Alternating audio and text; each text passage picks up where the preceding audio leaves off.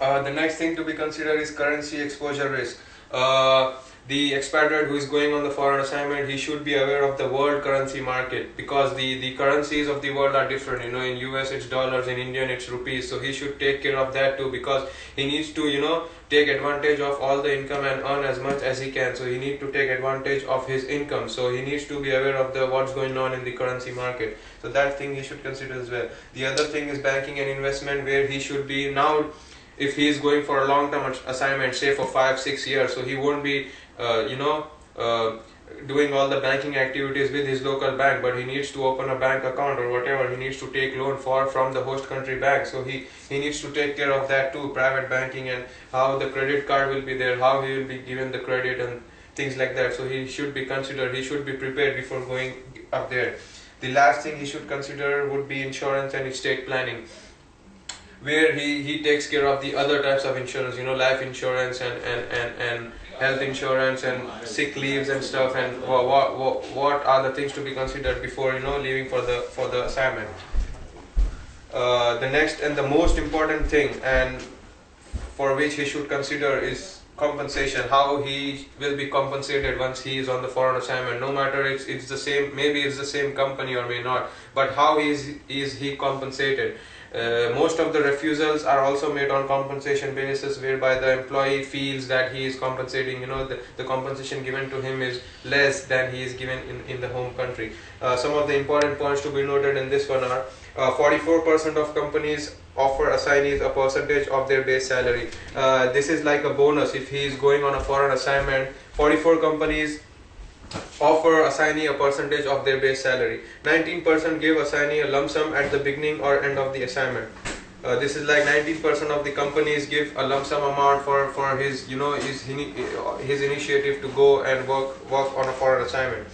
34 of the companies don't provide any bonus in such cases. 58% of company provides relocation allowance, which is same as the foreign allowance, you know, where the if a person is moving from a particular office to some other country, some other office, you know, so he is given the relocation allowance. About 83% of the companies give employees money to lease or purchase a car in the host country, while 17% do not. This is kind of self-explanatory. Then comes the male versus female expat assignments. This goes with the gender way, where we explain how the male and female, you know, how the male accepts the assignments and how the female accepts the assignment. The age group in which most of the males accept the assignment is 25 years to 40 years, and in females it's 35 to 40 years. Most of the refusals are made by female and less by male.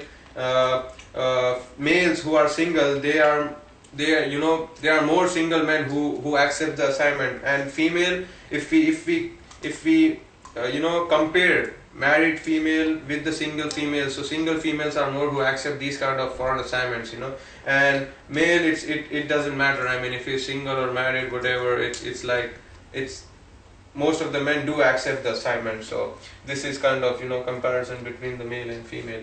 The next thing is what the topic is, what affects worker attitude and behavior. These are the points which actually affects the attitude and behavior of the expatriate, you know. So the first thing is culture and norms. Culture, as explained by my partner, is the behavior of the people, and norms are the rules, you know, which takes place in a group or in a society or in a community or whatever.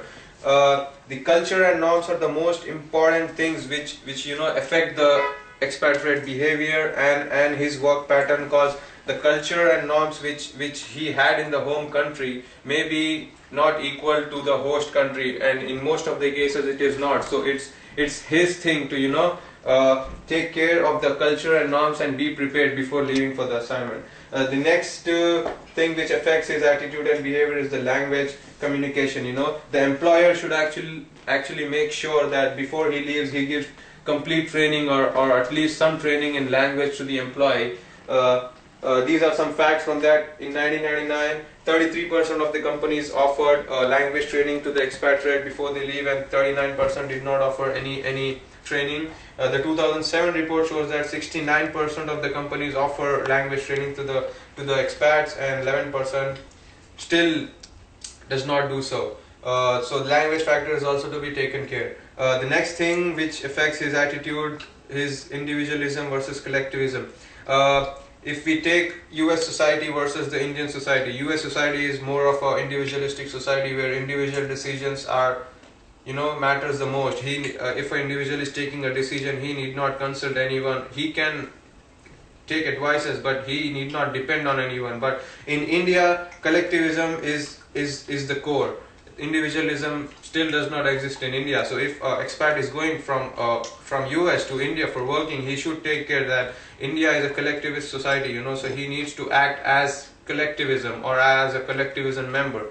So that thing is also to be taken care. And if not, taken care properly, then that may affect his attitude and behavior. The next thing is power distance. Power distance is how the communication is done between a superior and a subordinate. So in countries like US and Australia, where the power distance is very low, the superior and subordinates are kind of informal, but in countries like India, China, the power distance the gap in power distance is very, very high, so like if we take for an example, in here the lecturers and faculties are called by their names, but in India it's like if we call them by their name, it's treated as insulting the person, so insulting the superior. So power distance is also to be taken care, and if these things are taken care, then the expat has the right attitude and the right behavior to go for the foreign assignments. Then these are the concluding facts, which are like self-explanatory. We can just read on to that. Over 100,000 US expatriates are sent overseas every year. The failure rate estimated is around 40 to 55%. It represents a significant cost to the companies who is sending the expatriates.